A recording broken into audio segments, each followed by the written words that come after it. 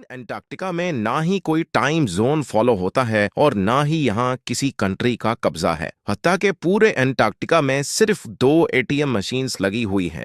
कई लोगों का मानना है कि अंटार्कटिका की बर्फ के नीचे कई राज पोशीदा हैं। कुछ का तो ये भी मानना है कि बर्फ से ढके हुए इस मिस्टीरियस कॉन्टिनेंट के नीचे एक अलग ही दुनिया बसती है जहाँ एलियंस का राज है। लेकिन रिसर्चर्स और आर्कियोलॉजिस्ट इस मिस्टीरियस कॉन्टिनेंट के पोशीदा राजों को फाश करने के लिए दिन रात मेहनत कर रहे हैं।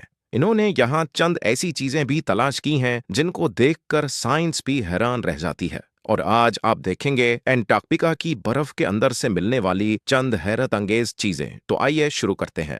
नंबर 8। 2009 में एक डिस्कवरी ने रिसर्चर्स के रोंगटे खड़े कर दिए जब एंटार्क्टिका की बर्फ के अंदर से एक बिल्ली का ढांचा मिला। लेकिन इसमें हैरान करने वाली बात यह नहीं थी कि ये ढांचा बिल्ली का है, बल्कि हैरान करने वाली बात यह थी कि ये जिस बिल्ली का ढांचा था वो आम बिल्ली नहीं बल्कि अंडे देने वाली बिल्ली थी। जब रिसर्च लैब्स में इस अजीब बिल्ली के ढांचे पर मजीद तहकीक की गई तो मालूम पड़ा कि ये जानवर कम से कम भी 2 करोड़ 50 लाख साल पहले धरती पर पाया जाता था। नंबर 7। 2014 में आर्कियोलॉजिस्ट को एंटार्क्टिका से इंतहाई हैरान कर देने वाली इंसानी खोपड़ियां मिली। पहली हैरानी की बात यह थी कि एंटार्क्टिका में ये मिलने वाली पहली इंसानी खोपड़ियां थी, और दूसरी हैरानी की बात इन खोपड़ियों की शेप थी। जी हाँ, नॉर्मल खोपड़ियों के मुकाबले में ये खोपड़ियां काफी अलग दिखती थीं क्योंकि इनके सर जरूरत से भी ज्यादा बाहर निकले हुए थे। साइंसदानों का मानना था कि खोपड़ियों की ऐसी शक्ल बचपन से ही अजीब आदतों की वजह से बनती है, और ये आदतें हजारों साल पहले एंशिएंट सिविलाइजेशन में अपनाई जाती थीं।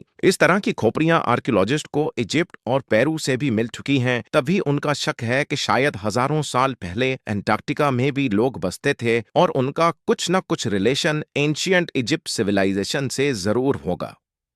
नंबर 6। पिछले 50 सालों के दौरान एंटार्क्टिका से 10,000 से भी ज्यादा मीटियोराइट्स मिल चुके हैं। मीटियोराइट्स ठोस पत्थर के ऐसे टुकड़े होते हैं जिनका ताल्लुक हमारी धरती से नहीं होता, बल्कि वो किसी और धरती से टूट कर आए होते हैं। साइंसदानों का मानना है कि मिलने वाले मीटियोराइट्स में से कई 7 लाख साल से भी ज्यादा पुराने हैं।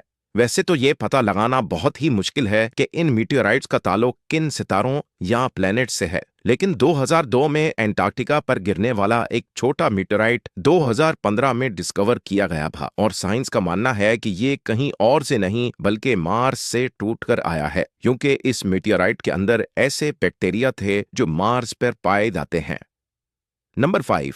एंटार्क्टिका में बर्फ की गहराई 5 किलोमीटर डीप है और ये पूरा कॉन्टिनेंट अमेरिका से भी बहुत बड़ा है। लेकिन साइंसदानों को यहाँ से कुछ ऐसे सबूत मिले हैं जिनको देखकर ये अंदाजा लगाया जाता है कि लाखों साल पहले ये जगह रहने के काबिल हुआ करती थी। जी हाँ, 1980 से कई आर्कियोलॉजिस्ट को यहाँ से डायनासोर्स, मोसासॉर्स और प्लेजियोसॉर्स के ढांचे मिल चुके हैं। इन ढांचों की साइज 36 फीट बताई जाती है, जो तकरीबन एक ट्रिपल स्टोरी बिल्डिंग के बराबर बनती है। जब हड्डियों के इन ढांचों पर मजीद तहकीक की गई तो मालूम पड़ा कि ये कम से कम भी 70 लाख साल पुराने हैं। तभी ये अंदाजा लगाया जाता है कि 70 लाख साल पहले तक एंटार्क्टिका का टेम्परेचर रहने के काबिल था, और शायद तब ये पहाड़ गहरी बर्फ से नहीं बल्कि ग्रीनरी से ढके होते होंगे।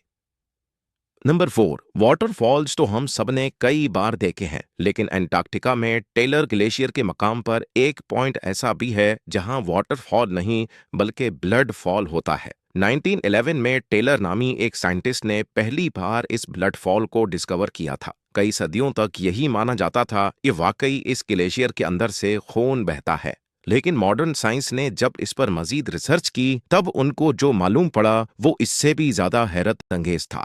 जी हाँ, मालूम पड़ा कि इस ग्लेशियर के नीचे एक बहुत बड़ा पानी का डैम है, लेकिन इसमें मौजूद पानी की खास बात यह है कि इसमें सी वाटर से भी 3 टाइम्स ज्यादा सॉल्ट है, जिसकी वजह से ये फ्रीज नहीं होता। साथ साथ इस पानी में पहाड़ों से निकलने वाला आयरन भी मौजूद है। किसी एक पॉइंट से जब ये पानी ग्लेशियर से बाहर निकलने की करता है तो हवा में मौजूद ऑक्सीजन पानी के आयरन से मिक्स होकर आयरन ऑक्साइड बन जाता है और उसका कलर रेड हो जाता है, और इसी वजह से हमें ये पानी रेड कलर